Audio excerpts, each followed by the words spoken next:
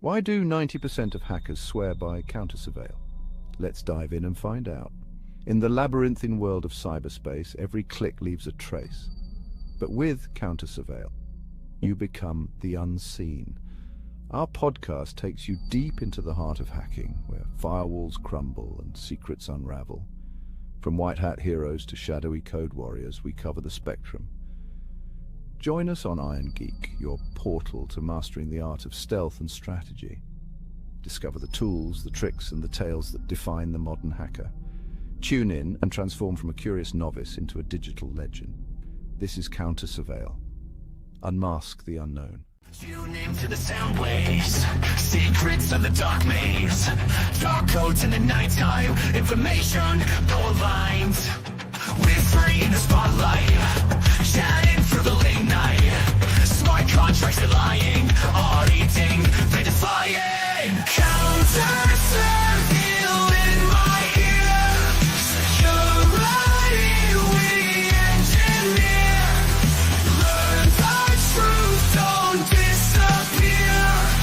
CounterSurveil, we're right here. Crypto dreams and data streams. Listen close, it's closer than it seems. Fix the flaws, see through the smog. CounterSurveil, join the blog. Hello and welcome to the CounterSurveil podcast. I am Havoc here with your co-host, Sledge. Today we're going to be going over this week's shit that happened in security. We're going to be a bit lazy and just go through what Zach Whitaker has kindly already curated for his mailing list. And there's quite a bit to go over this week. So why don't we start with the 0 day in Cleo Software. Now, you guys remember the MOVEit attack from not much longer ago this year. It was a supply chain attack that essentially leveraged SQL injection on what was kind of like an FTP server combination with a web app that let people share files. A lot of companies use this who need to do SFTP transfers to other sites. It was a big deal. A lot of companies got hacked by it. You remember that, Sledge? Vaguely, yeah. So this is very much like that. It's another piece of software, this one called Cleo, and it's another supply chain attack that's under active attack.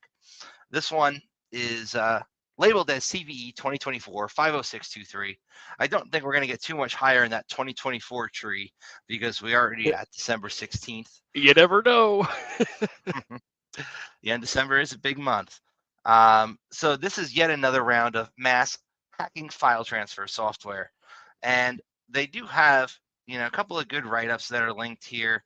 So I'll pop one open in another tab here and switch over to that tab.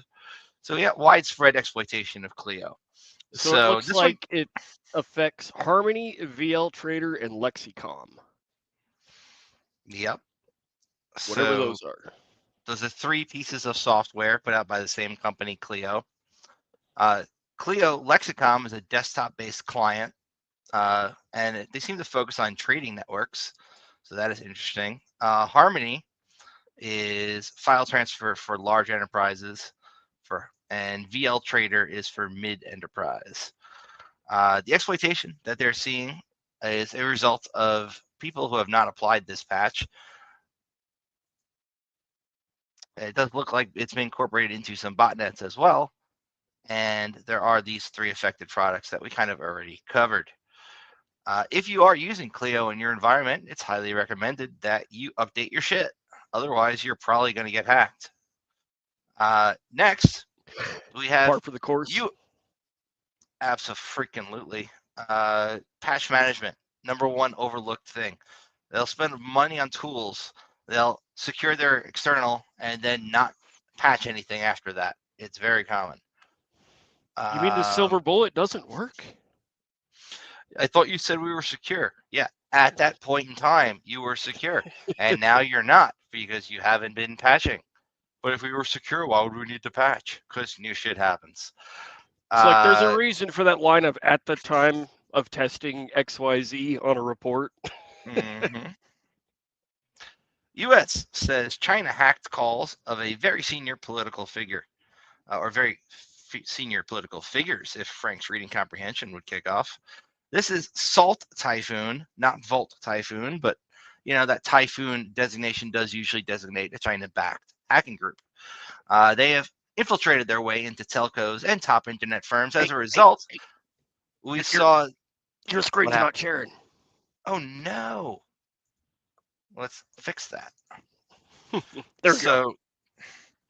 As a result of this hack here, there was actually guidance that came out from the government, from I believe it was CISA, telling people. It also came out as an FBI blast to actually start using encrypted messaging apps. But the word that they used was responsibly managed, meaning ones that they have backdoors in. So you should be using responsibly managed encryption. I prefer to use non-responsibly managed encryption, like Signal, where we know, at least we assume it doesn't have a government backdoor in it, but who the hell knows? Yeah, this is going to bring up that entire debate again of how much control the government should have over communications. I mean, look, if they're going to let the U.S. have access, then they're also probably going to let another large country, we're not a corporatocracy just yet, like China have access, meaning that if we let the U.S. backdoor, then China's also going to get the backdoor. So, I mean, you can't have it both ways. Either it's the keys are going to be held by nobody, or the government's going to have a copy. And that guy will find it eventually. Yeah, or just some inept government worker eventually leaks it, which has happened several times. We even saw in the election, people sharing spreadsheets that have passwords to voting machines. Like, yeah. These are the people we're going to trust with the freaking keys to encryption? Come on. So on this article, they go into a little bit of detail as far as what has happened here. And we got a TechCrunch article that I'm going to click into. TechCrunch probably being one of the best out of the three that were listed in sources. So as a result, the senators have announced a new bill to secure telecom companies in wake of Chinese hacks. This was put out by Senator Ron Wyden, and it's the goal of securing American telephone networks and communications in response to the massive hack of telecom providers allegedly done by China. Click on what the massive hack was. I wonder if it's the porting attacks that I fell prey to. So let's go to that. News broke this week that China-backed hackers have compromised the wiretap system. So several U.S.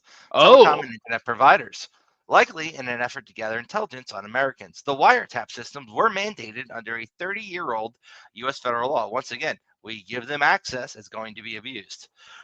These are some of the most sensitive things in telecom and internet providers' networks, typically granting a few select employees nearly unfettered access to information about the customers, including their traffic and browsing history. If we had a VPN we could hawk, now would be the point where we cut to the ad and be like, you should be using bullshit VPN. It will protect you from this nonsense. And most people don't even then block their regular DNS, so the ISP still sees everything. Brought to you by NordVPN. Brought to you by Private Internet Access, which was bought by an advertising company, and they certainly don't resell your data. But the technologists who have for years sounded the alarm about the security risks of legally required backdoors, news of the compromise are a told you so moment, as they hoped it would never come. But guess what? It did come. I think it's absolutely inevitable, Matt Blaze, a professor at Georgetown Law, said. Wall Street Journal first reported Friday the Chinese government hacking group dubbed Salt Typhoon broke into three of the largest ISPs, including AT&T, Lumen, formerly CenturyLink, and Verizon, to access systems. Ooh, did NoteGPT just come up all on its own? That was new. Including AT&T, Lumen. That's kind of cool. The goals of the Chinese campaign are not fully known, but the Journal cited NSA sources who said this breach was potentially catastrophic. The hackers in question laid the groundwork for destructive cyber attacks, and in the event of anticipated future conflict, who knows what logic bombs and other things that have been placed in there could be set off, essentially disrupting U.S. communications. The law says your telecom must make your calls wiretappable unless it encrypts them, creating a system that was always a target for bad actors. Oh man, if only they knew how many people who shouldn't have access to like SS7 alone have access to it. It would be Right. kind of a shit show, right? So Calio requires that any comms provider, such as a phone company or an ISP, needs to let the government backdoor their shit. Wiretapping is big business. If you look at that big building in New York City with no windows, I mean, that is one of those hubs where they do that shit. And there are buildings like that all over in every major city that it might not have no windows, but it might be a fake building in a residential neighborhood. These taps collect our data and they send them off to be indexed and searched. So tell your neighbor or every time you log in, give your friendly FBI agent a wave. Yep. And don't assume that they don't know everything that you do online. Okay, so it's not just the U.S. who has an appetite for backdoors, though. Those remains, yada, yada, yada. Across the EU, member states are working to legally require messaging apps to scan their citizens' private comms for suspected CSAM. Apple was going to voluntarily comply with this a while ago, and right before they pushed a massive update that would allow them to search everybody's iCloud accounts, whether they opt in or not, they got injuncted. And I think it was the EFF stopped it. But it doesn't mean that the technology is already out there. So, I mean, I'm sure they're just not telling us that they're using it at this point. Easier to get forgiveness than permission. Exactly. Signal, the end-to-end messaging app, has been one of the most vocal critics of the encryption backdoors and cited by the U.S. breach at the U.S. ISPs by the Chinese as the reason why European proposals pose a serious cybersecurity threat. There's no way to build the backdoor that only good guys can use. Well said, right. Yep. Meredith Whitaker. Speaking of more advanced proposals for backdoors that have not come up, Calio should be regarded as a cautionary tale and not a success story. Hell yeah, I agree on that one. Let's see. And next we have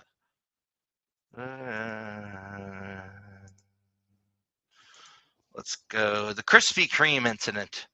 Now, let me share that one because I think that one's pretty freaking funny, and at least in terms of the puns that are around it. So, Krispy Kreme donuts, for those of you who don't have one in your town, is like Dunkin' Donuts or any other donut shop.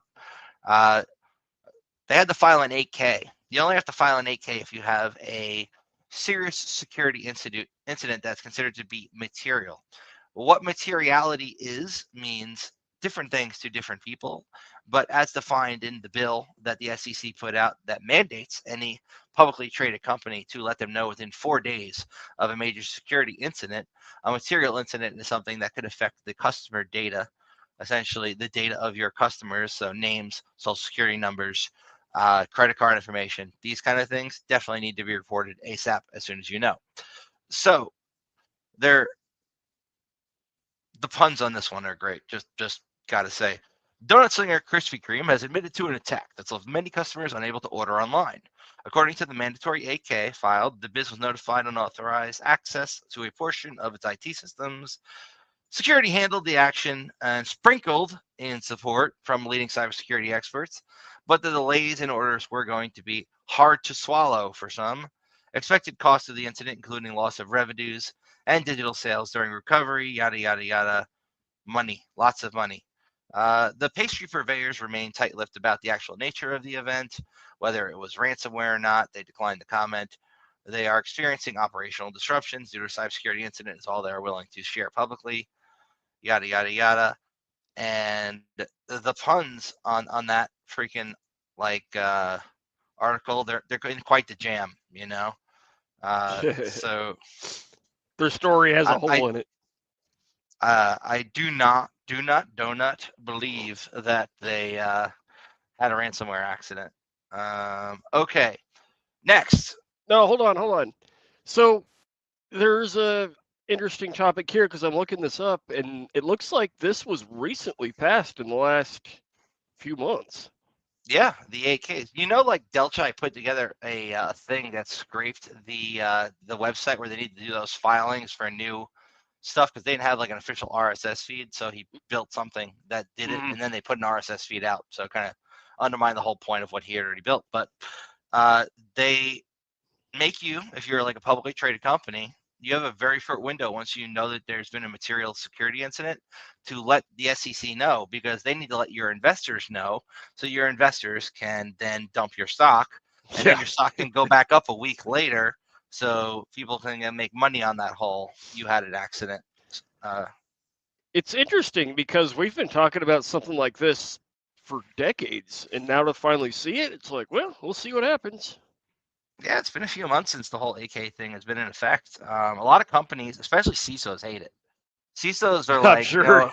because look, now it's their ass. So like, if you gotta go file an 8K and it's like due to something that was negligent on your team's part, you're now taking a lot more heat than if it was just an internal thing where you let like internal teams know and it got fixed and like you swept it under the rug. Like, remember when Uber got popped a while ago? Their freaking CISO paid the ransom out of pocket and didn't tell anybody, and then it came up later, and then they kicked his ass out, and he had to go deal with all of that. Like, we don't want that to happen. Like, CISOs have a lot of responsibility, and when it comes to this kind of shit, it just adds to that plate of more shit than they can handle. So a lot of I them mean, are, it's not a holding people popular thing. accountable. There's a difference, I think, between holding people accountable and just kind of looking for blood in the water, because this is just going to be utilized by people who are going to look for AK filings and write pump and dump bots that will, like, okay, this company just had an AK filing. Let me bet against them on stock market, and then when their stock falls, I'll make money. And then when it goes back up, I'll make money too, because I'm going to short it first and then take a long position later. So it's just it's just that's a fair point. I don't think it was well intentioned but poorly executed is probably a better way of putting it. Yeah. Gotta find the plug before these die. Just one sec. Next, the DOJ has indicted 14 North Korean hackers. They're throwing the book at them. These are people who have been stealing the identities of U.S. citizens, applying for and getting remote work jobs, working those jobs just long enough to get internal company documents that they want to steal, exfiltrate them, and then start to scam all over at another company is kind of how it goes. They actually do also make money from the money that they would get from the job. I don't know if the actual person who is doing the data exfiltration is the same person necessarily who is then even showing up every day to do remote work, but it seems like they would actually work some of these jobs for a while, long enough to gain the trust necessary to gain access to files that they shouldn't have from manufacturing sector and other critical industries, and then just quit abruptly and start all over. Something insider threat. Yeah. So they threw the book at these 14 North Koreans who did this. They also earned 88 million through this, and that's like not chump change. So go into it a little bit more. This indictment was handed down in Missouri federal court. Over 6 years, these 14 men earned 88 million through employment as IT workers in the U.S. So it's that's just the money they earned from the job, not the money that they got from exfiltrating freaking stuff from the employers. So pretty lucrative. Are the employers going to have to fill out an SEC filing? I bet they probably already have. An 8K, they call them. Mm-hmm. All right, what else do we got here? So we go back. We got U.S. is taking action against another Chinese group that has been mass hacking firewalls. Double whammy after a prolonged action, indictments and sanctions against, I can't say that, Szechuan Silence, of its employees. Guan Tianfang, now wanted by the FBI for allegedly breaking into 81,000 Sophos firewalls around the world. That's an impressive amount for one person. That's botnet level need to fucking manage all of those. Like, you got to have like some pretty good skills if you have that many freaking firewalls compromised to even keep track of what you fopped. Pour one out for the homies at Sophos. So, speaking of Sophos, they dropped the details of the campaign. Some 23,000 or so of the firewalls were in the U.S., some protecting critical infrastructure, which is why the feds got involved, and they were allegedly stealing company data. Since firewalls are network edge devices, they can be exploited to then break into a network. The feds are rewarding up to $10 million for information about Tianfeng or Shenzhen silence. Another reminder of the close links between Chinese private entities and China-backed cyber attacks. And they got this wanted poster here. Some little kids. He does look pretty young, right? He's pretty baby-faced. Looks like he was born in 94, so that's not super young. It's around Altkey's age, I think. Mm. So we have a stuff you might have missed section also. No face swaps or removal necessary. While you might want to invest in a mask or a scarf, your best bet for the most part is to avoid firms, stores, and services that rely on facial rec. So why do I need to change my face to avoid facial recognition is the question. And the answer is it depends. But avoiding places where it's employed is a pretty good first step. I am a big fan of the blinky light things, like hook up a couple IR LEDs to a hat, make it shine some bright LED lights on your face. Oh, yeah. Those are fun. Different cameras, though, will see right through that because they're not using IR. So now, apparently, our biometric data is freely available to anyone with an AI model and a camera. Well, we've known that with PIMI for a while, right? Like, I can take a picture of somebody, run it through PIMI, and if they have a picture of them online, it's going to find where that picture is and then tell me what website it's on. So we've also seen people at MIT build a Google Glass variant type thing that would automatically run every face it sees through the PIMI's API and then try to automatically gather the person's name and other relevant information and put it on a HUD, which is also a fucking walking privacy nightmare. This is what people were afraid of when the glass holes were walking around, and now it's a reality. I actually had one, and then I returned it because it's just a silly little toy. You'd think maybe I could just wear an N95, right? A scarf and sunglasses. These AI models, they can freaking get you from your eyes, from pupillary distance, combined with your ears. Some of them don't even need to know exactly where your nose is, as long as they can get a center point. It's very scary.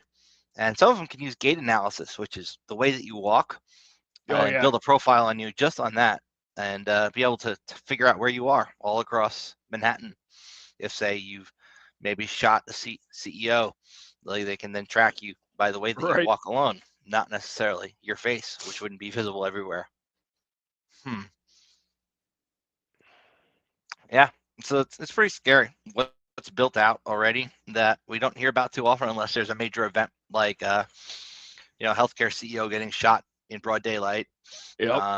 Where you saw they were able to track that person to a McDonald's in Pennsylvania, and they got on a bus at Grand Central, and they are able to track where the person went and all the stops in between, which is pretty odd. It still took them a day to find that bag full of Monopoly money, but just setting up that insanity defense just a little bit ahead of time, I think. Yeah, that's not premeditated.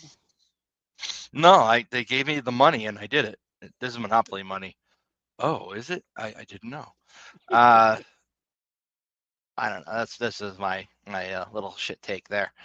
But there was a couple other things to cover. So the DOJ, we covered that. The firewalls, this motherfucker. What else we got? Oh, Yahoo's paranoids lose 25% of their staff. Yahoo has laid off 25% of its cybersecurity team that they called the paranoids over the past year. Honestly, I'm surprised Yahoo's even still in business. I don't think I visited that webpage other than when I'm trying to bypass I log into something and I need something that still has HTTP up just to like get to the captive portal. Like I'll go http://yahoo.com. Like that's my only time going to Yahoo anytime recently. I was My gonna brother used to say, work for them oh years yeah, ago when they were ink to me. Like yeah. it's like, oh, Yahoo laid some people off. That brings them down to what, 6 people? All 6 people who still work there. They still offer free email, which is really surprising that they still have that service available after all these years. It's got to be a really costly endeavor. SEC disclosures rules are a hot mess 1 year later. So this is what you wanted to talk about a little bit, Sledge. What'd you say again? The SEC rules. So this Oh is yeah. specifically talking about what you want to talk about. So the SEC disclosure rules baffle companies a year later. So if you're a publicly traded company and you aren't sharing enough detail with investors about cyber incidents, you need to be. So SEC about a year ago put out this thing, cyber disclosure rules appear to be failing to solve the transparency problems they were supposed to fix. Only 16% of the public AK filings disclosing a cyber incident provided actual details about the material impact, which was the one thing that's actually supposed to be in those filings. So what a lot of these companies will do, they'll file the 8K like we saw Krispy Kreme did, but not put the details in that they're supposed to. And then they hope that will protect their stock. According to a report from BreachRx, like only 17% are doing it right. It shared exclusivity with Axios, showing 48% of the AK filings provided any specifics at all about how they were even responding to it, where 52% shared only some vague boilerplate language about the incident. BreachRx reviewed 71 AK filings, and from 47 companies that filed last year, as well as 10K reports from 150 some odd companies, yada, yada, yada. It's pretty clear that this is not doing what it's supposed to have done. Companies also had to start disclosing details about their overall cybersecurity strategies in their annual reports. A lot of companies are being very extremely vague in these reports rather than being specific, because security through obscurity is still a very big thing in our industry. And the more people can know about the way you're defending, the more they can adapt their offense. So, I mean, I get why you don't want to tell people, oh yeah, this is the stack that we run. We run this SIEM tool, we run this EDR tool, this is our firewall, and this is how many analysts we have, and we have a 24/7 managed SOC, or we don't, kind of stuff could all be very useful to a threat actor who's looking to breach a company. Might actually look at these annual reports first. So that could be some good OSINT stuff too. yeah, we should maybe work that into our flow when we get tests from these big companies from now on. Corporate lawyers are also pushing back on sharing these details. And this means that companies have opted for limited interpretation of what material means. So material is the big word here. What is a material incident? Well, if we got hacked, right? If it was one employee whose mailbox was compromised, is that material? It really depends on if that company employee had access to sensitive things in that mailbox that, if they got out, would have an impact on your stock. Who's going to make that determination? Good question. Probably the CISO. So do they have to prove the damages? Like, hey, a bunch of data got exfilled, and use that as like a deliverable for filing? They're supposed to give a lot more details than they are. Stuff like that probably should be in it, but they don't. They might not even know, honestly. Like, until they call in DFIR firms, which is going to be months after the actual incident, they'll have findings and a full report. You know, like between when that happens and when they have their answer to what happened, you have a lot of uncertainty, which could cause the stock price to tumble of a company, right? If everybody's waiting to hear if the crown jewels were exfiltrated, and you know, that uncertainty drives stock price. So obviously SEC is involved for that reason. They definitely need to do a better job of clarifying what material means, because I think lawyers can have a field day with, well, was this a material incident or not? If you're going to actually go against a company who got hacked and then didn't report it, they could claim, at the time we didn't think it was material, so we didn't. Well, what is material? I mean, that's kind of the whole thing. They don't define it well. So yeah, that is the gist of that one. Cool.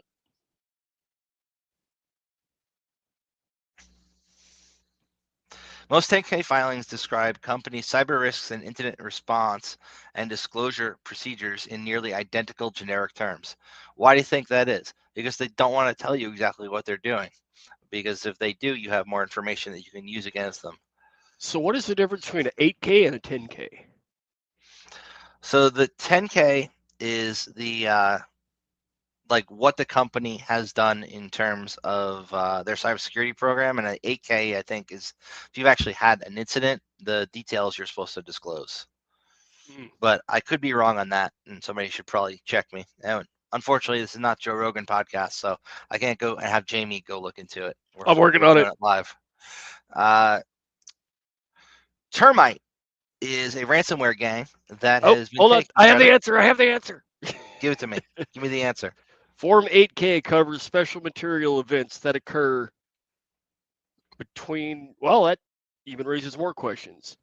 Form 8K covers special material events that occur between 10K and 10Q filings. Mm-hmm. Anyways. Now I'm chewing, and now you gotta wait. I thought you'd take longer.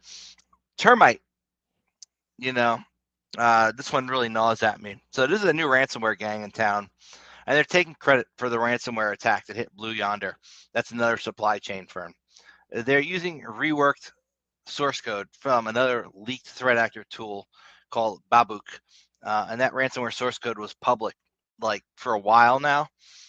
They essentially took that source code, modified it, tweaked it, and are using it, targeting people indiscriminately.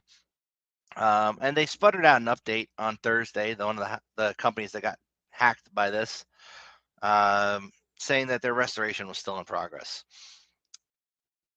The EU smart device rule. We talk about Internet of Shit a lot, right? Mm-hmm. So the EU has a Cyber Resilience Act now in force, and it's requiring firms that are making products sold in the EU to meet certain cybersecurity requirements. UK has a similar law in effect already. This rule requires compliance with these rules that are going to be starting in 2027. Hopefully, this will lead to less shitty internet-connected ice trays with 0 days that will poke a hole in your firewall without asking. But who knows? It's fun to play with. So they have a direct link to it, and let's take a look at the TechCrunch article about it, because probably should have killed Teams. Okay, so good thing I'm sharing a tab and not my whole window. Rules for bolstering the security of connected devices has entered into force in the EU. The Cyber Resiliency Act, CRA, puts obligations on product makers to provide support services to consumers, such as updating their software to fix security vulnerabilities. Now, although the deadline for compliance with the main obligations of the law is 3 years out, meaning December of 2027, there are still, we got a CrowdStrong. A wild CrowdStrong has appeared. Welcome. We're talking Internet of Shit and this EU law that's supposed to address it. Speaking of Internet of Shit, a CrowdStrong appears.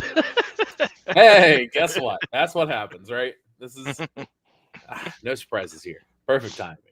So it moves at the speed of government, this legislation, because it was proposed a little over 2 years ago, and it won't take effect until 2027, 3 years from now, even though it's now passed. The proliferation of connected devices has led to a lot of worrying over the risks of hacking. A lot of people will put out a device and only support it for 3 years. You buy that device when it's on sale 2 years later, and you've got a year of support. Year goes up. Are you going to buy a new router every year because your router is no longer supported? You see a lot of really cheap one-off devices that go to connect to the internet, like light bulbs. Who's patching their fucking light bulb? Has anybody here ever gone and put a firmware update on a light bulb? That's not me. And the only reason I did it was because I was putting a malicious firmware update on that light bulb so I could have it be a little backdoored light bulb for me. Right? I try to keep all my stuff up to date because every now and then you get the cool new features or something. They have internet-connected light bulbs that run on ESP8266 underlying it. And if you you get the right firmware, you can essentially flash a little netcat connection back to your computer every time the light bulb gets the internet, and then pivot through that light bulb once it's installed somewhere when you connected it to the Wi-Fi in a place. So like these are actual things hackers do because I know because I've done them. It's a little bit less complicated actually than taking over a printer, which uses a very similar methodology oftentimes, where you're going to get root on the device and then just put a freaking call out to your C2 server on it. The CRA applies to connected devices very broadly, which is good because that means products that connect directly or indirectly to another device or network. Meaning you can't be like, oh, well, our shitty device is exempted because we're going to use a LoRa gateway. So the LoRa gateway is the only thing that needs to be secured, not the actual communications to the devices, which is some shit they would try. That just makes it more complicated. Yeah, and when they're in compliance, they get to put a nice little CE check mark on their device to show that it is a device that's complying with this law. And regional consumers will then have less legwork when they're out buying stuff because the device has that mark. It at the very least means it's getting automatic updates, right? So they don't need to constantly keep it patched and like log into it and push firmware like you have to do with some internet connected devices. Mm-hmm. I don't think anybody who's got like an internet connected, let's go with something important like access control system. Like if you go on Amazon and you buy something that you can use to unlock your front door with your fingerprint, and you also connect that to the internet so you can open your door with your phone, and then that thing becomes vulnerable. Nobody I know would, at least nobody I know who's not a hacker, is going to be aware that their thing has even been hacked, let alone then go out to the internet and pull down new firmware to update manually or even know where the web interface is on some shit like that, right? That's not a common thing your everyday person is doing, is I'm logging into my web interface on my doorknob to update the firmware, right? So this kind of shit is good. I had to update the firmware on a bunch of my light switches the other night. Yeah. I went to replace that one, and I realized in the app, oh, that's all out of date. They want an update. I was like, okay, boop. And think about bringing Benjamin Franklin to 2024, trying to explain to him that you have to update light switches. Yeah. You remember that bulb you made? Bro. that was Edison. Yeah, whatever, you know what I mean. Tesla. But, no, Benjamin Franklin, that would be a wild ride. Yeah. I mean, Franklin, Edison is one of those guys who just took credit for everybody else's work like Elon Musk does nowadays. And everybody thinks he was the inventor of all this shit when it was people working in his labs in New Jersey who actually found the fucking shit. And, anyway, he was a good businessman and a decent scientist, I would say. I liked Tesla, but he is more, I would argue, like a modern day hacker who does a lot of shit pro bono and ends up getting fucked in the end. So the block has said that this law is designed to rebalance responsibility for cybersecurity to the manufacturers, who need to ensure their products with digital elements meet the legal standards if they want to access that EU market, which is huge. Because a lot of same products that are getting sold in the EU are getting sold in the US, meaning this law might actually have a positive impact on our Internet of Shit devices. Or at least make those devices that are vulnerable even cheaper in the US because they now can't sell them over there. So maybe you could have the opposite effect. Who knows? So do they ever define essential cybersecurity requirements? Is that defined anywhere in this? Or is it just some vague crap? That sounds like legalese, man. Talking back to 10K, I believe the term that they did not define well was material cybersecurity event. That's the one that needs to be better defined. What is a material event is kind of the question and what they're skirting around, and to go back to that. I'm talking about the CRA, that second sentence there. My bad. Yeah, no, it says breaches of essential cybersecurity. I mean, scroll back down. Down? Yeah. Right. Nope. That last penalties for failing standards will essential cybersecurity requirements. Yeah, essential cybersecurity requirements is the third line down. Let me just read it. Penalties for failing to meet the CRA standards will fall to member state level oversight bodies, which will be responsible for compliance checks. But the law states that breaches of essential cybersecurity requirements can risk fines of up to 2.5% of global annual turnover, or 15 million if greater. Breaches of other requirements risk fines of 2% or 10 million. Failure to respond properly to regulatory requests, 1%. So it's money. They're going to cost them money if they don't comply. It's going to cost them money to comply and cost them money if they don't comply. So you are good in that essential cybersecurity requirements. I don't know the answer to that. So what I'm going to do is I'm going to ask Perplexity what the hell the answer to that is. So it's probably so vague, kind of like most compliance regulations and stuff are these days.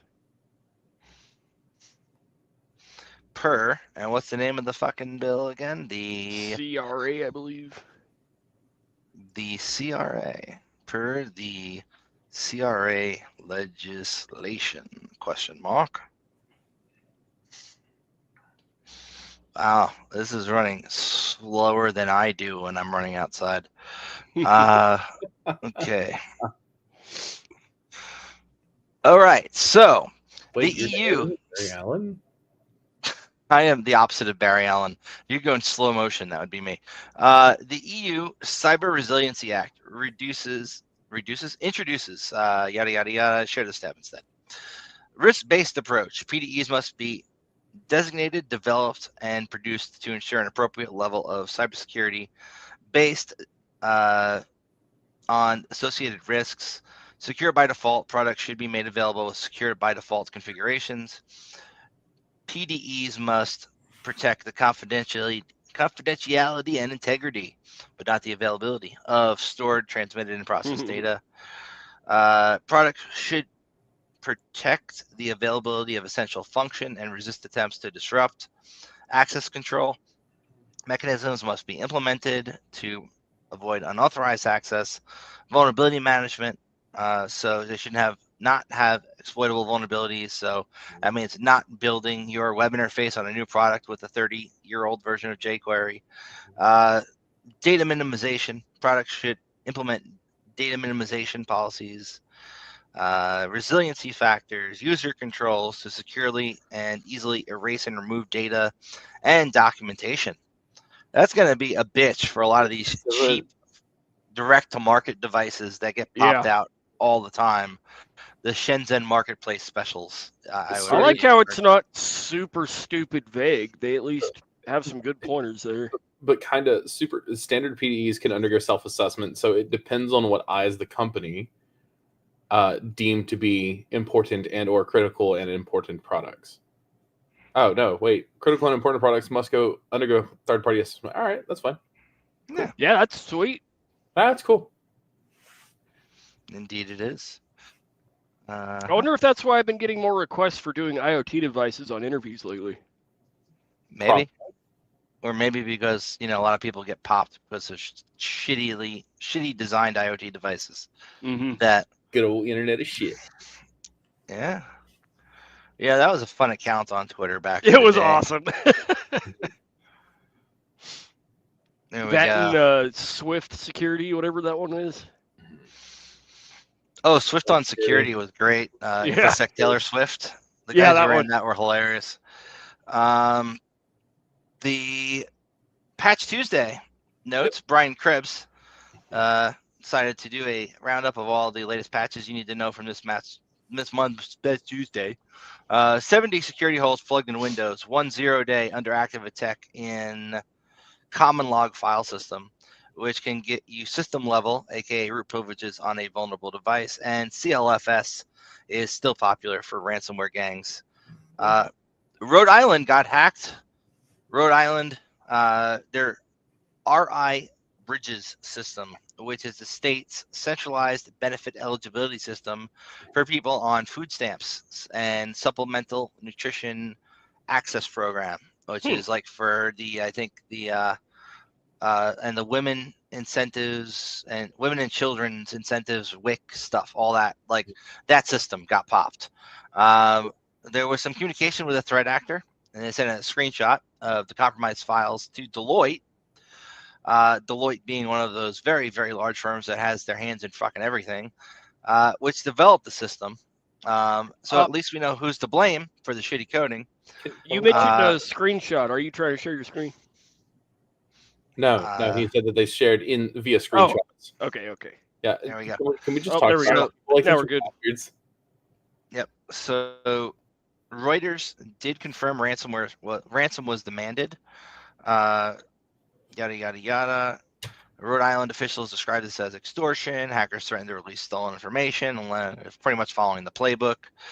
Breached data affects people on Snap, TANF, and Wick. Hackers gained access to the system through their online portal for obtaining social services earlier this month.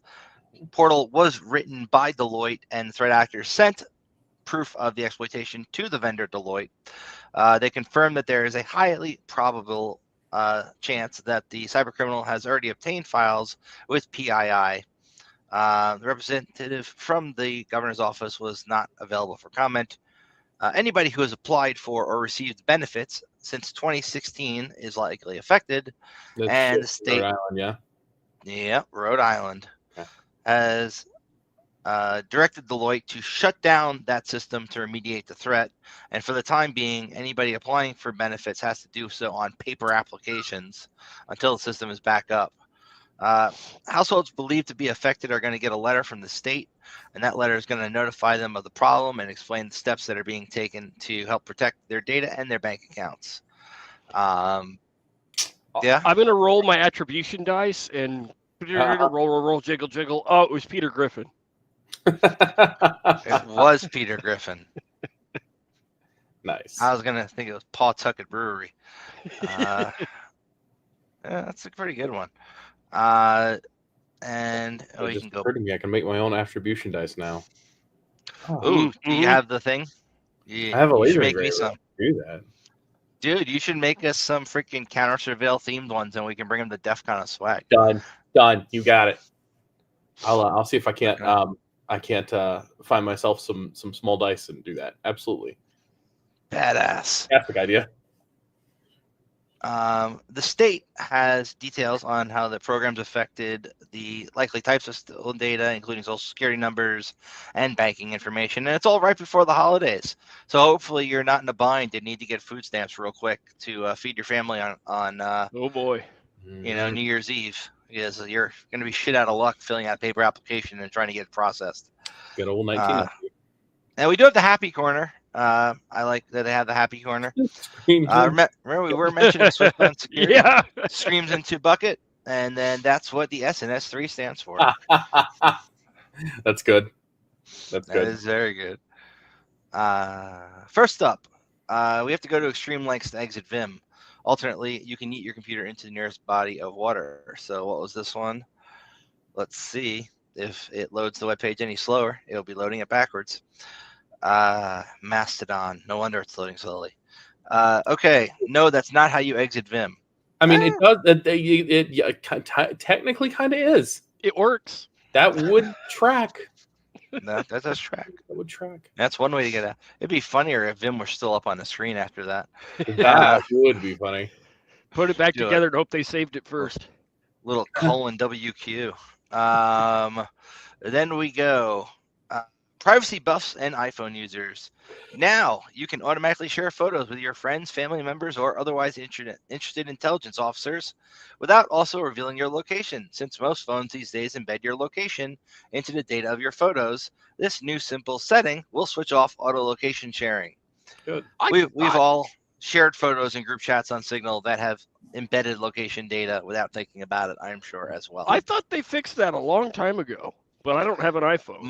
Most social media networks, like if you upload something, they're going to strip that kind of metadata out and then embed their own metadata. Yep. Which is going to be a link to where they saved that metadata in their system that they don't let everybody see. Because I used to use that when I was doing OSINT, and then they changed it. Facebook changed it. And I was like, damn, that's that trick gone. Shame. Yep. And our annual look at Santa's GDPR compliance, and it's an automatic fail again. He's making a list, checking it twice. He's gonna find out who's naughty or nice. Santa Claus is in contravention of Article 4 of the GDPR. That's good. I like that. I don't know who took the time to print that out, stick it to the wall, take a picture of it, but it does add that nice little authentic feel to it. I can tell you that that's been around for a number of years. Has it? Yeah. Probably since GDPR. Oh yeah, 2016. Good, the fuck's a bear cat? Oh, Cybercats, man. Oh, yeah. I've had my picture in there with a cybercat. It's dope. It's fun. You take a picture with you and yourself and your cat, and then they put it at the bottom. That's cool. Yep. My hair happened to have been like bleached blonde at the time that I took a picture with my cat. My friend's cat, actually. Okay. One time my cat is not sitting up here messing up my notes. That covers this week's cybersecurity stories. What do y'all want to talk about now that we have? Oh, a new Kali has dropped today. Apparently, 2024 4. Well, yeah. I mean, you'd think it would have dropped like around the eighth month of the year with that naming convention, with it being 1, 2, 3, and 4. But they usually do it as like a Merry Christmas kind of thing. So go update. It's probably pretty cool. I'm just gonna do a dist upgrade and hope for the best, and hope it doesn't break half my tools.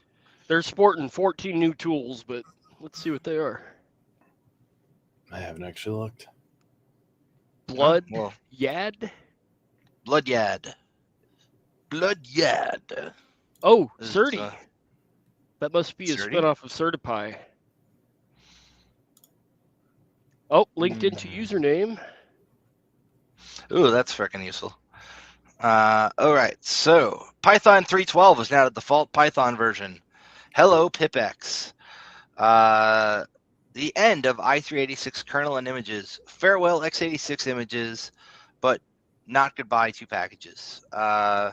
Depreciations in SSH client, DSA keys. Reminder about using SSH1 if required. What's that mean, guys? Who wants to cover what that is? None of you know, do you? Wait, I was know. Reading something. Say that again. What's it mean that they're depreciating this stuff here with the keys here? Depreciations in SSH client DSA keys. What's a DSA key, guys? No encryption nerds? Really? No. Sad. All right. So what happens for pen testing purposes, we're often going to use legacy features, things that have been depreciated from main branch. This one's that's what they're talking about. Okay. Took that shit out finally, because some legacy features are not even compiled into the client anymore. In this case, you need support for DSA keys, which are one of those types of keys that you can generate for your known host file. You'll need to resort to another client, SSH1, if you're going to need support for those ancient ass keys.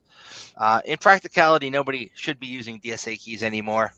The SSH client froze at 7.5 in March of 2017, which is the last one that supported that old ass DSA key and SSH v1 protocol. So if you are targeting very old SSH servers, you might have a need for that. Ideally, hopefully nobody on the internet is even running them, but maybe if you're on internal engagement, you'll fucking see it in somebody's environment, you know? I can't say I've seen DSA offhand, but I've seen like the elliptic curve ones, which those are bad too. Usually all you see is RSA in those ones. Yeah. Well, they have Raspberry Pi imager customization support baked in now, which is nice. How many times have you formatted your D drive that's got 4 terabytes of data because you're trying to format a Raspberry Pi SD card and pick the wrong freaking drive letter? Well, no more. You can do it right in Kali now, and you can accidentally wipe your freaking boot sector instead. There, that'll be fun. How does it work? Yada, yada, yada. Nobody cares. GNOME 47. They're excited to announce the latest update to GNOME. GNOME 47 is now available. New support for accent colors, and you can choose your favorite color for window and shelf widgets, giving you more control over the desktop's look and feel. Synchronizing this new setting with icon theme and legacy DTK window themes to ensure a more cohesive visual experience. Multiple variants of the icon theme to match new accent colors. They do spend a lot of money making it look pretty. I do like that it looks like what you expect a hacker operating system in a movie to look like, even though, it's actually functional. If it doesn't say I'm in when I log in, I don't want any part of this. Crap. I like the theme that makes the whole Kali system look like a Windows box. That one's always funny. So we have Bloody AD, Active Directory Privilege Escalation Framework, submitted by Arzilla. Certi, asking for certificates to Active Directory certificate services, and Discover templates, submitted by Arzilla. This Arzilla person has submitted a lot of these freaking things that got incorporated. Chainsaw, hell yeah, I like Chainsaw. So Chainsaw, if you guys have never used this tool, if you're doing some trying to figure out what the hell happened on a Windows box that's been popped, you take all your Windows EVTX files that you get from going to the event viewer and then exporting them, and you take those files and you run them against this Chainsaw program, which is a Python script, and it runs really super fast through all of them, and it compares them to a YAR database. And you can pick which YAR database you want it to compare it against. Use the default one. They have a lot of command line options, different types of events you want to search for. So say you want to look for login events or whatever. It rapidly rips through your Windows logs. It's a cool program. I've used it a lot of times when I'm doing now, DFI I shit. have not, but your boy's real interested in this. Yeah, that sounds really useful. Yeah, it's a good way to figure out what happened, essentially, when a box is compromised without having to manually dig through shit tons of logs. It also will let you export the stuff to a CSV file that you can then go through later. I like that tool a lot. And they actually made a change to it after I did a request on their GitHub, because I had gone to run it and one of their updates had incorporated some sample files, and the sample files I didn't realize were in the same folder that I was putting my EVTX files, and it started adding the sample shit into my actual findings, and then I was digging for shit that didn't exist and was very embarrassed to then have to admit later that it was because I stupidly included the folder that had the sample files in, as I was just using the exact command line syntax that they have without then going through it myself and changing folder structure, which, it's a stupid mistake, but we all make stupid mistakes. It's being able to own them, Find domain, fastest and most complete solution for domain recognition, also by Arzilla. Hexwalk, a hex editor. I'm surprised they didn't already have a hex editor built in. They do. I just don't remember what it's called. LinkedIn to username generates username lists for companies on LinkedIn. Not bad. I haven't used that yet, but it looks very interesting. MS SQL Pawner. We're going to pawn it at the pawn shop. Interact and pawn SQL server, MS SQL servers. I imagine this is probably a more specialized version of SQL maps for just MS SQL. I haven't used this tool. Don't know that much about it. OpenSSH S1. So this is the old version of SSH. They are including, if you want to use that instead of the new one that's got all the latest and greatest security features. I like that change, because rather than staying on version 7.5, which is from 2017, so that you can have the reverse compatibility, now you have two different versions that you can use. Good for them. That's cool. Proximoth is a control frame attack vulnerability detection tool submitted by Technical User X. And Python pipx executes binaries from Python packages in isolated environments. Sarah is a router OS security inspector. I've never come across router OS running on anything, so I don't know how often that's going to be something you'll use, but it's cool that it's in there, I guess. And web cache vuln scanner. So web cache vulnerabilities are huge, and rarely do people who I see who do web app pen testing ever capitalize on using them for exploitation. There's a lot of cool shit you can do with caching and poisoning attacks, where if you're the first one to hit a resource for the first time, you can write shit essentially to the web server that shouldn't be there. And then when somebody else goes there, that's what they're going to read. So that's cool, and I like that that's there. An advanced cross-site request for CSRF, cross-site requests, forgery, audit and exploitation toolkit. We need to start agreeing on common freaking standards for what we're going to call it. Is it XSRF or CSRF? Is it cross-site scripting going to be XSS, or are we going to keep confusing it with cascading style sheets, which is CSS? Yeah, even in their description, they have X and C. Well, what's the difference between C and X because they have the slash? Cross. It's like cross with Jesus on the cross, or cross with an X to represent Jesus on the cross. Same fucking thing. And ZenMap, they finally gave the script kiddies a GUI for Nmap, that, you know, the one you get when you install it on Windows. Oh, you can't just. Does that mean people don't know how to just apt install it anymore? Well, I don't think I've ever had ZenMap specifically on a Kali box. I usually just use the Nmap command line syntax. On my Windows box, when I install Nmap, by default, it's going to have ZenMap. But on Kali, I don't think I've ever seen it there. I would usually just use that pretty cool tool called Legion. And Legion, I think, might have a new name. But Legion does the same thing pretty much. It runs the Nmap scan, and then it breaks it into like 7 parts. And based on what it finds, it then will launch other tools, which is kind of neat as well. But I often had the issue where it would crash middle of a fucking scan, and then when you bring it back up, all your fucking data's gone. So, you know, if they add some safe state management into that tool, it would be really appreciated. If anybody listens to this, who gives a fuck? And Kali NetHunter updates. The Kali NetHunter app has been updated, and they've introduced Mana Toolkit as a replacement for Wi-Fi Pumpkin 3.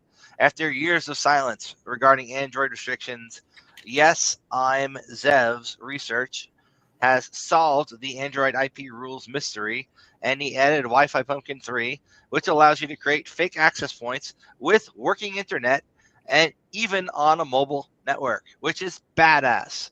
I might actually have to put this back on one of my phones now. We have a quick demo of Wi-Fi Pumpkin 3 in action if you want to see the results. Hell yeah, I want to see the results. Show me them results. Show it to me.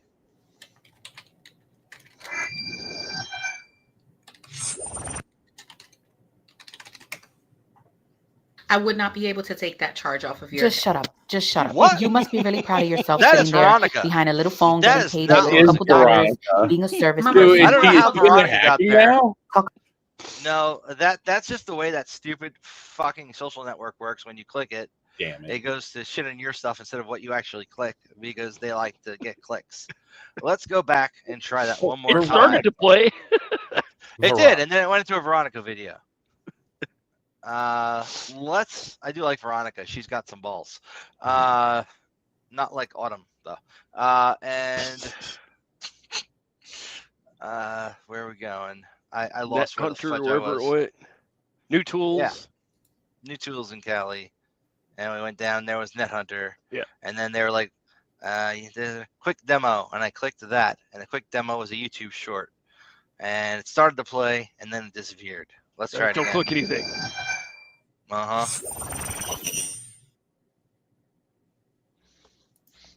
We click start.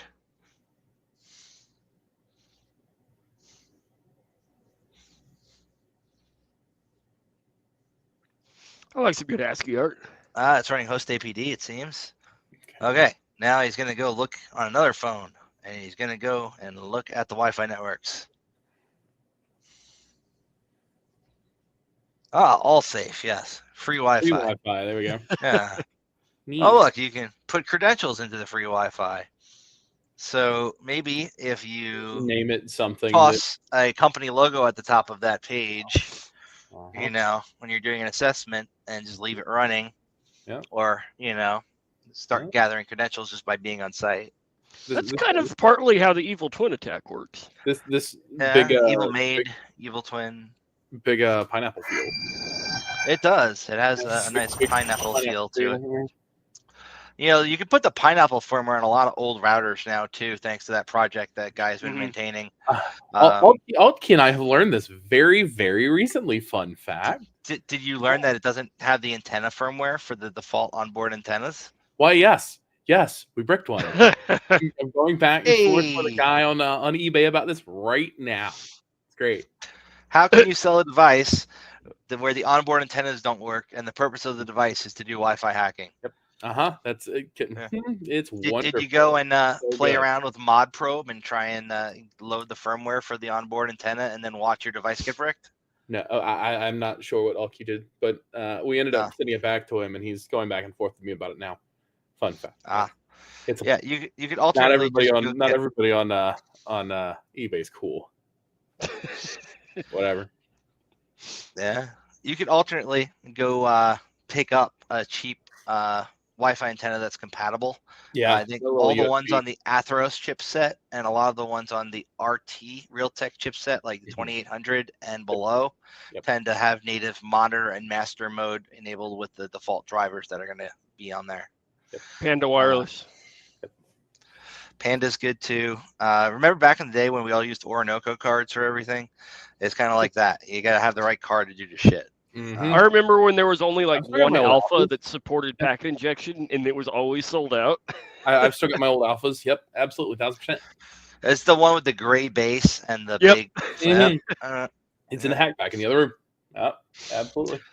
They don't no longer sell the Wi-Fi Coconut, which has I think like 14 RT 2800 antennas baked into it, which can actually be individually addressed if you're not using the firmware that they give you for it, which means you hook that shit up to a little open WRT router that you've then put their Hack 5 firmware on top of it. It will now have access to 14 individual antennas to do its attacks, which is what I was doing with a little yellow banana colored what's it called, GLInet, the cheapest travel router you can get on Amazon for $13 with that firmware flashed on it and able to launch attacks, put it in master and monitor mode, like put one of the antennas in it and just let the rest do their other shit, which was kind of cool. So they really do lower the barrier to entry when it comes to doing Wi-Fi attacks with these devices like the Pineapple, right? I like that NetHunter now has an attack that'll run on board without the need to have a dongle and then have another freaking antenna attached to your phone, which certainly makes it a lot easier to use, because for the longest time, it was such a fucking bitch to make that work right if you did not have a little splitter Y dongle at the bottom and another antenna. That was also going to drain your battery faster than you'd have anybody connect to your network. So good on them for fixing that. And let's see them do it with an RTL SDR next, because a lot of the phones have that shit enabled. They already have like an FM radio, or just disabled in firmware. So it'd be cool if somebody started patching that into a Kali release, so you could get that RTL functionality of listening to like SDR stuff, and then maybe use Multimon NG to decode some POGSAG right on your phone. That would be cool. Awesome. All right. Yeah, we got to get like a Sammy Kamkar or a Michael Osman to do that kind of shit, who know the radio stuff well enough. There we go. What else do we have today? CrowdStrong. How was your cruise and being offline for a week? Did you touch any grass? I did, in fact, touch grass. I touched a lot more sand. It was nice. Not really having to think or worry about or do the things. I'm still catching up. 3 weeks later, it will take me another couple of weeks to get finally caught up. But, Christmas is coming, and with any luck, Christmas will do Christmas things, and it will be fine. But no, enjoyed my cruise immensely. Went down to the Bahamas. Went to Jamaica and Labadee, Haiti. Walked around in this shirt and a kilt, and I'll tell you, looking like me, 6'2" in a kilt and something like this, you get a lot. You get noticed a whole lot, man. Everybody wanted to be my friend. And I'm sure, I'm positive I could have gotten into a lot of the best kind of trouble had I had the time to hang out. I also carry around a walking stick when I go places like that. Looks like an axe, quite standoutish. Which both good and bad depending on how you look at things. But I went With for the haircut. They probably thought you were a Viking. They called me Scotsman, actually. Even better. Yeah, called me Scotsman. And so I had half of the time I had a big old axe strapped to my back, and I'm sitting in a kilt, and because it's hot as hell down there in November, like 85 some odd degrees. It was let the boys breathe. I mean, why not? It's that or die. So it was a good time. Thanks for asking. Well, thanks for answering. Did you guys talk about the have we made jokes about the Krispy Kreme hack yet? They were full of holes. But if you've they were. If you want to sprinkle some more on, go for it. Oh no, I'm sure. I'm positive you guys have already made every joke I could conceive. Something they about were I'm sure creamy. that will be very quickly. Yeah, I was going to say something about very, very quickly resolved because law enforcement needs their donuts. Oh, there you go. I like the summary that Zach put on his. It says, Donut Giant Krispy Kreme was forced this week to fill its security holes after finding itself in a jam following a cyber attack. The company said some online orders were disrupted by cowardly custards. At least it was a grand time for headline writers and pun enthusiasts. I honestly do not believe it. Oh my by God. the BBC. Yes, very well done. I both love and hate it. I do. You gotta love and hate it. I thought Alki was gonna take that one on. Yeah, that's she's not here with us tonight, but yeah. And she's dealing with shit. Yep. Real life sometimes gets in the way of fun. So you can't just pseudo your way through everything. No, you cannot. I would pseudo my way through life if I could, and just give myself admin. Speaking of giving admin, I need to give you that information to that website we bought last week. Yes, you do. I'm gonna start tossing some shit up on there. So hang on. There's a life lesson here. If you pseudo sue your way through life, you might end up fucking something up. Kind of like in Linux. I do not believe it. Shut the fuck up, Leo. Remember when Kali ran everything as root? Those were the good days. Back when Backtrack was around, and then the first couple of releases of Kali, everything was ran as root. T-shirt. I missed Backtrack so much. Backtrack was skid-tastic. I loved Backtrack. It was always a bitch trying to get the Airmon and G and stuff to work for me. But once you got it running, it was just mwah.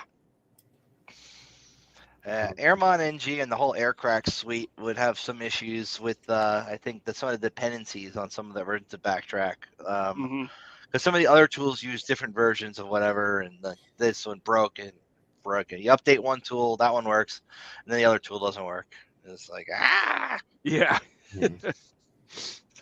There should have been a contest to get a working copy of Backtrack with all the tools actually working that are supposed to come pre-installed with it. That would have been a fun experiment.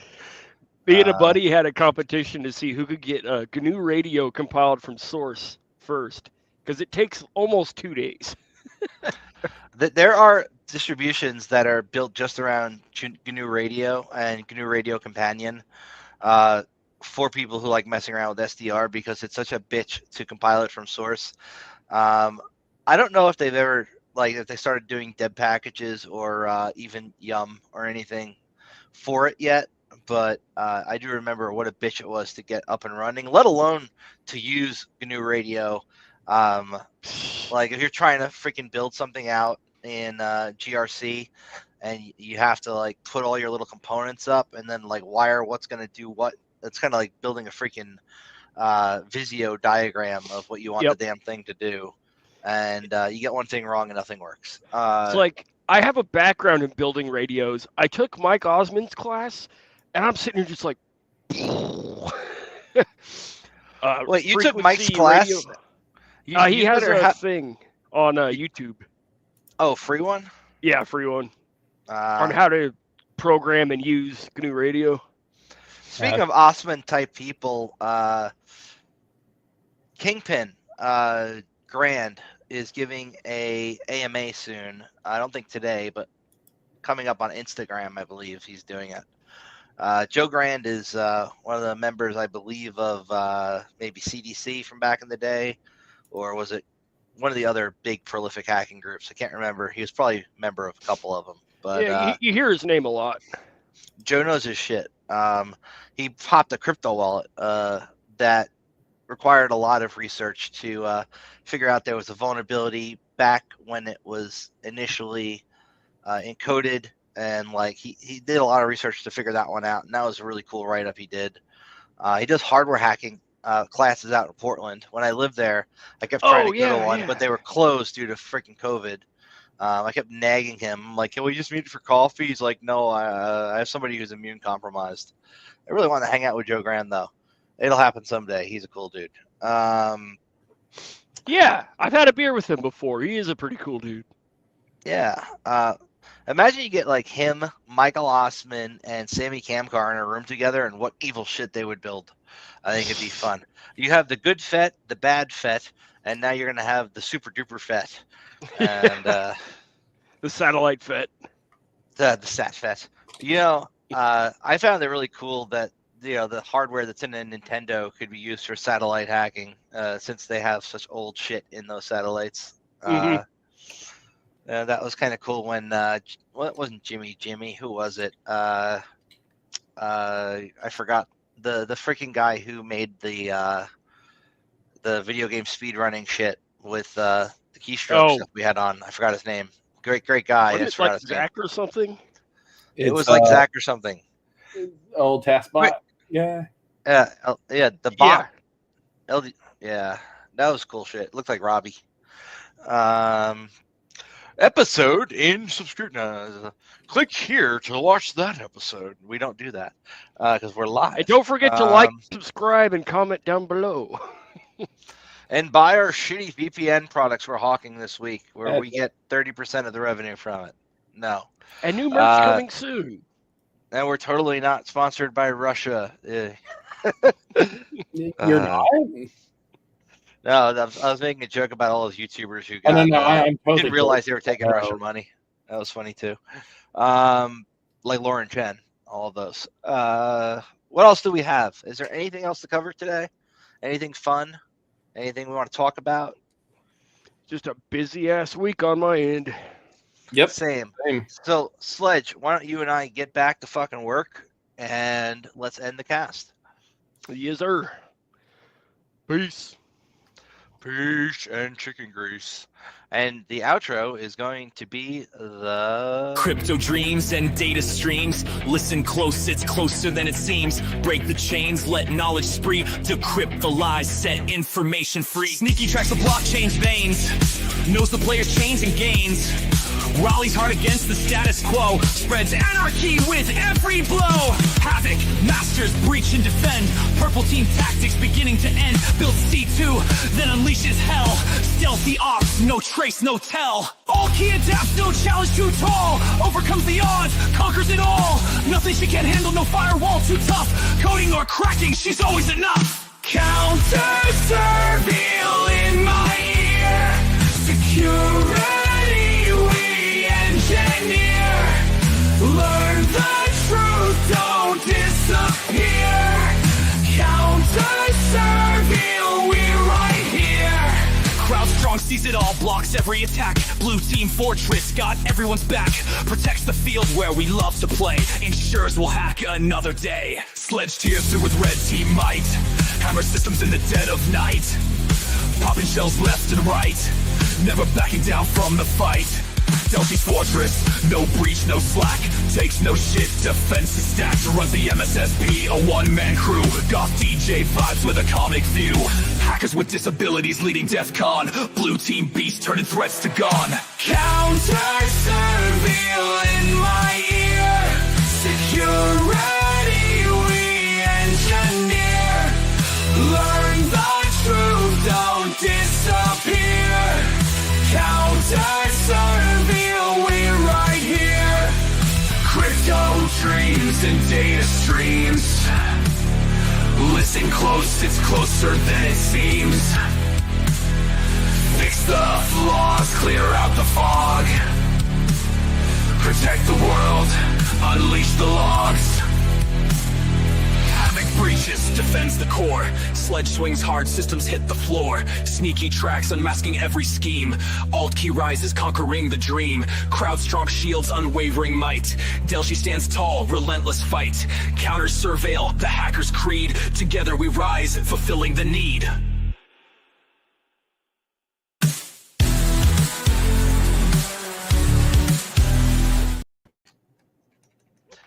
And the stream's now ending. Goodbye, folks. Yeehaw. Goodbye.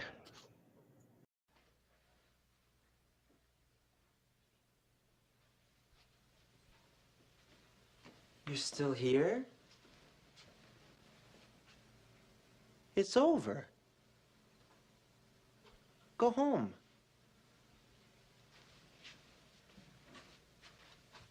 Go.